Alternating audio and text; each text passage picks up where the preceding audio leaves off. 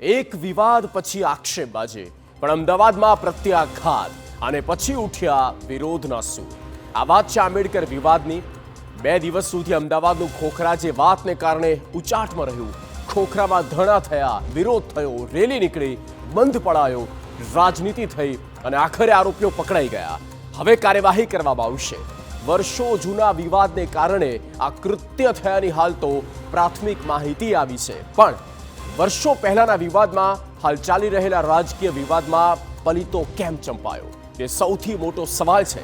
અને એટલે જ પૂછવું પડે છે કે આખરે કોણે વિવાદની આગમાં ઘી હોમ્યું? ખરેખર આ સંજોગ છે કે આંબેડકર પર વિવાદ ચાલે અને જૂની અદાવતમાં બદલો લેવાય? સવાલ થાય કે પ્રતિમાને નુકસાન કરવા પાછળ શું ઉદ્દેશ્ય? માત્ર બદલાની ભાવના કે પછી કંઈક મોટું ષડયંત્ર?